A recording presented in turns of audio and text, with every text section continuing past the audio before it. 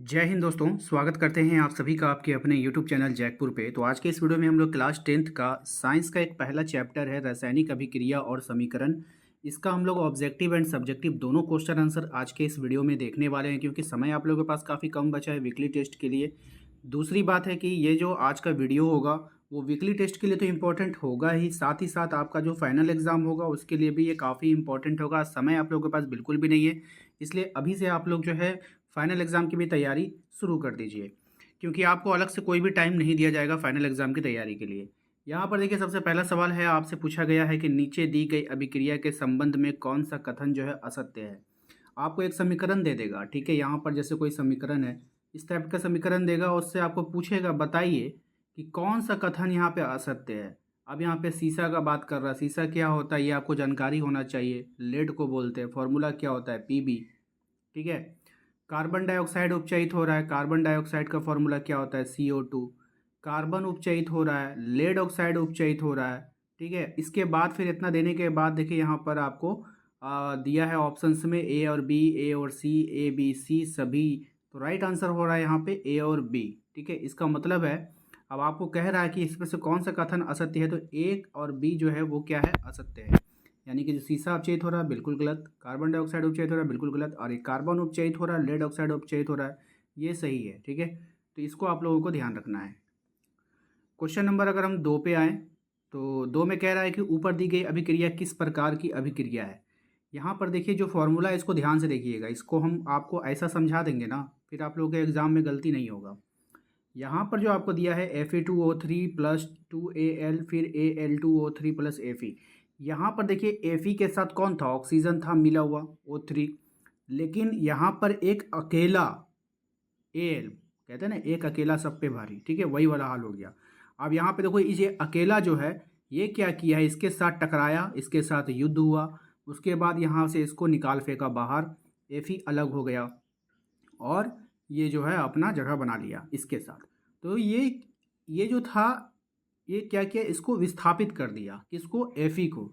जब कोई सॉलिड बाहर निकल जाता है अकेला तो उसे हम लोग कहते हैं विस्थापन अभिक्रिया, ठीक है। क्या कहते हैं, विस्थापन अभिक्रिया, याद रखिएगा।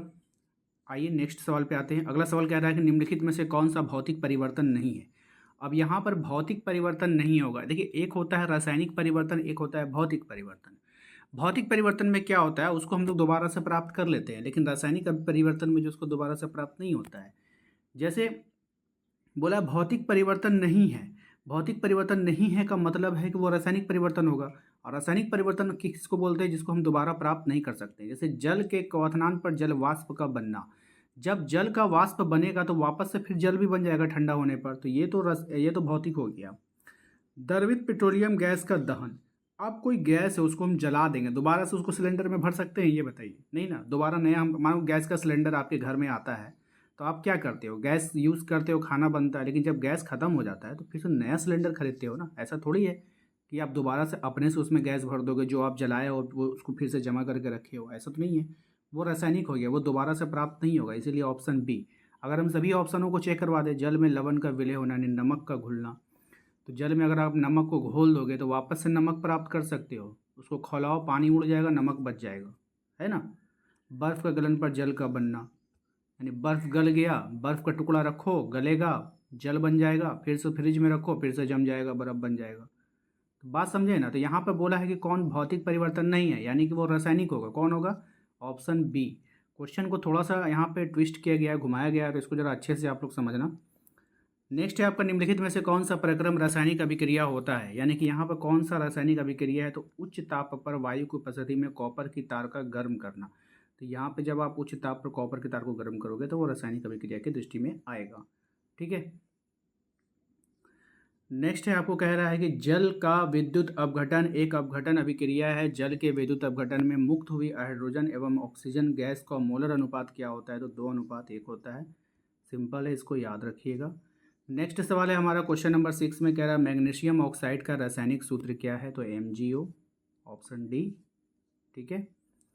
क्वेश्चन नंबर 7 पे आइए, कहा जा रहा है कि कौन सा रासायनिक अभिक्रिया का उदाहरण है, तो दही का बनना बिल्कुल रासायनिक अभिक्रिया का उदाहरण है, क्योंकि जब दूध से दही बन जाएगा तो वापस से आप दूध नहीं बना सकते हो।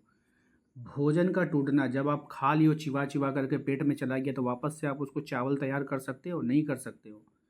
किण्विन अंगूर, यानी अंगूर का आप किण्विन, अंगूर को आप सड़ा दोगे, उसका फिर कुछ जूस बना दोगे तो वापस से आप अंगूर प्राप्त कर लोगे? नहीं होगा। तो उपरोक्त में से सभी हो जाएगा राइट आंसर। ठीक है, अब आइए यहाँ पे जो भी इम्पोर्टेंट होगा हम आपको बता देते हैं, आप लोग उसको नोट कर लीजिएगा। सबसे पहले यहाँ पर जो इम्पोर्टेंट है आपके लिए, ये क्वेश्चन नंबर 2 ध्यान से देखिए। कंपोस्ट का बनना किस अभिक्रिया का उदाहरण है? तो ऊष्माक्षेपी अभिक्रिया है। ठीक है, याद रखिएगा। क्वेश्चन नंबर 3 भी इम्पोर्टेंट है। यहाँ पर लौह चूर्ण पर तनु हाइड्रोक्लोरिक अम्ल डालने से क्या होता है? तो हाइड्रोजन गैस एवं आयरन क्लोराइड बनता है। ठीक है, नेक्स्ट देखते हैं क्या है भाई। अगला सवाल जो है हमारा कह रहा है कि ZnCuSO4 और ZnCuSO4 प्लस Cu, तो यहाँ पे कौन सी अभिक्रिया हो रही थी? देखिए Zn जो है SO4 के साथ मिलकर बना रहा और कॉपर को सॉलिड बाहर कर दिया, यानी विस्थापित कर दिया, तो विस्थापन अभिक्रिया हो जाएगा। ठीक है, अंग्रेजी में इसको डिस्प्लेसमेंट रिएक्शन कहते हैं, इसको याद रखिएगा। अब जो इम्पोर्टेंट सवाल है उसको ध्यान से देखिएगा। क्वेश्चन नंबर 1 में यहाँ पे लोहे की वस्तुओं को हम पेंट क्यों करते हैं? ये काफ़ी फेमस क्वेश्चन है और एग्ज़ाम में आता रहता है। ठीक है, तो लोहे की वस्तु हवा एवं नमी के संपर्क में आकर संक्षारित हो जाती है, यानी कि वो गलने लगती है। अतः पेंट करने पर लोहे की सतह पर हवा या नमी के प्रत्यक्ष संपर्क में नहीं रहता है, जिसके कारण संक्षारण नहीं हो पाता है। ठीक है, ये हो गया इसके लिए, नहीं हो पाता है, इससे लोहे को पेंट करने का क्षतिग्रस्त नहीं होता है। तो सेम आपका जो है यहाँ पर इंग्लिश में भी दिया गया है, तो जो लोग इंग्लिश मीडियम से हैं इसको नोट करेंगे। ठीक है, नेक्स्ट देखिए क्या है हमारा अगला सवाल है। कह रहा है कि तेल एवं वसायुक्त खाद्य पदार्थों को नाइट्रोजन से प्रभावित क्यों किया जाता है? तो नाइट्रोजन एक प्रतिऑक्सीकारक है जो इन पदार्थों को उपचयित होने से बचाता है। अतः तेल एवं वसायुक्त खाद्य पदार्थों को विकृत गंधिता नहीं हो पाती है। इस तरह वसायुक्त पदार्थ खराब नहीं होता है। ठीक है, इसलिए क्या आता है? अवक्षेपण अभिक्रिया से आप क्या समझते हैं? उदाहरण देकर आपको समझाना होगा।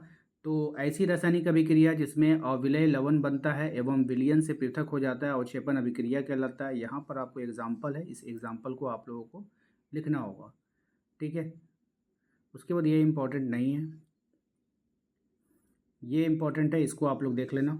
सिल्वर क्लोराइड को गहरे रंग की बोतलों में भंडारित क्यों किया जाता है? क्योंकि सूर्य के प्रकाश की उपस्थिति में सिल्वर क्लोराइड निम्नलिखित अभिक्रिया के अनुसार अपघटित होता है। ये इसका समीकरण है, इसलिए इसे गहरे रंग की बोतल में रखा जाता है। ठीक है, क्वेश्चन नंबर 6 भी इम्पॉर्टेंट है। ध्यान रखना है कि जब लोहे की कील को कॉपर सल्फेट के विलयन में डुबोया जाता है तो विलयन का रंग क्यों बदल जाता है? तो जब कॉपर सल्फेट के विलयन में लोहे की कील डुबोई जाती है तो लोहा कॉपर सल्फेट विलयन से कॉपर को विस्थापित कर देता है और आयरन सल्फेट बनाता है जो कि रंग में हरा होता है, इसलिए विलयन का रंग बदल जाता है। ठीक है, वायु में जलाने से पहले मैग्नीशियम रिबन को साफ़ क्यों किया जाता है? काफ़ी फेमस क्वेश्चन है कि वायु में जलाने से पहले मैग्नीशियम रिबन को रेगमाल से रगड़ कर साफ़ किया जाता है ताकि मैग्नीशियम ऑक्साइड और मैग्नीशियम कार्बोनेट की परत हट जाए, जो वायुमंडलीय ऑक्सीजन और कार्बन डाइऑक्साइड अभिक्रिया के फलस्वरूप रिबन पर बना था। ठीक है ना, ये भी इम्पोर्टेंट है भाई, देख लेना। निम्नलिखित रासायनिक अभिक्रिया के लिए संतुलित रासायनिक समीकरण आपको बनाना है। ये काफ़ी इम्पोर्टेंट होता है, हम इसको एक बना के आपको दिखा देते हैं, उसके बाद बाकी का आप लोग समझदार हो। ठीक है, खुद ही कर लोगे। जैसे यहाँ पे देखिए आपको कहेगा कि हाइड्रोजन है, हाइड्रोजन प्लस क्लोरीन और हाइड्रोजन क्लोराइड बनेगा, तो पहले आपको हाइड्रोजन लिखना है प्लस क्लोरीन का फॉर्मूला लिखना है प्लस हाइड्रोजन क्लोराइड लिखना है। ये 2 नहीं रहता है पहले। ठीक है, अब उसको बैलेंस किया जाता है क्योंकि 2 हाइड्रोजन है 2 क्लोरीन है, तो 2 हाइड्रोजन 2 क्लोरीन के लिए यहाँ पे 2 बाद में लगा है। ठीक है ना, तो सबसे पहले जब ये बना होगा ना तो आपको फॉर्मूला याद होना चाहिए। जैसे कि हाइड्रोजन का क्या हो जाएगा H2 प्लस क्लोरीन का क्या हो जाएगा Cl2। अब बना क्या? हाइड्रोजन क्लोराइड, तो हाइड्रोजन क्लोराइड का फॉर्मूला होता है HCl, ये आपका फॉर्मूला है। ठीक है ना, यही आपका बन के तैयार हुआ है। लेकिन यहाँ पे 2 हाइड्रोजन है, यहाँ पे 2 क्लोरीन है, इसीलिए आपको यहाँ पे 2 लगाना होगा। देखिए उसी प्रकार से यहाँ बन के तैयार हुआ। ठीक है, आइए अब बोला है कि बेरियम क्लोराइड को करना है, तो बेरियम क्लोराइड का फॉर्मूला क्या होता है? BaCl2, ये फॉर्मूला है। ठीक है, प्लस अब बोला है फिर यहाँ पे एल्युमिनियम सल्फेट, तो एल्युमिनियम सल्फेट का क्या हो जाएगा Al2। ठीक है, और SO4, फिर यहाँ पे 3 है। ठीक है, अब बना क्या आपका? बेरियम सल्फेट बना, तो BaSO4 बन के तैयार हुआ। अब प्लस फिर बन के कितना तैयार हुआ? AlCl3। ठीक है, अब देखिए यहाँ पर हो क्या रहा है कि 2 एल्युमिनियम है, यहाँ पर ध्यान से देखिएगा, ठीक है। अब इसको बैलेंस करना है, ये तो बन के तैयार हो गया। यहाँ पर आपका 2 एल्युमिनियम है तो यहाँ पर भी 2 लगाना होगा। अब जैसे ही यहाँ पे आप 2 लगाए तो क्लोरीन हो गया 6, क्लोरीन कितना हो गया 6, ठीक है। तो हमें देखना होगा कि हमारे पास क्लोरीन है कितना भाई, क्लोरीन है हमारे पास 2, तो यहाँ पर लगाएंगे 3, तब ना 3 दूनी 6 होगा। चलिए क्लोरीन बैलेंस हो गया। अब देखिए बेरियम हो गया 3, बेरियम यहाँ पे बेरियम कितना हो गया 3, इसीलिए यहाँ पे लगाएंगे 3, तो 3 बेरियम हो जाएगा।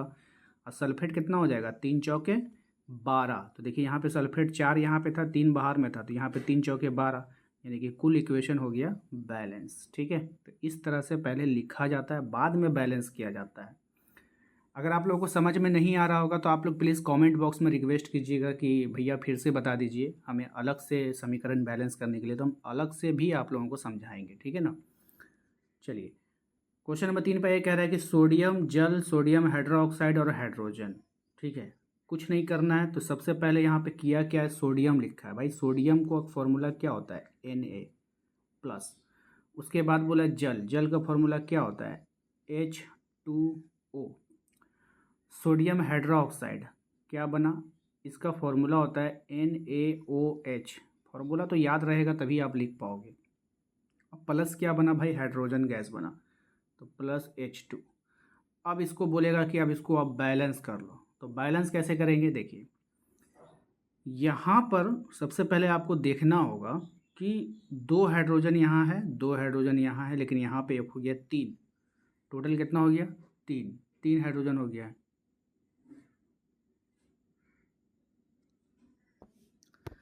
इसीलिए जो हम लोग जो है यहाँ पर जब बैलेंस करने लगेंगे ना, तो यहाँ पर हम लोग पहले 2 डालेंगे, ठीक है। 2 डालने से क्या हो जाएगा, 2 नाइट्रोजन 2 सोडियम हो जाएगा, तो यहाँ पर भी 2 लगा देंगे, ये सिंपल हो गया।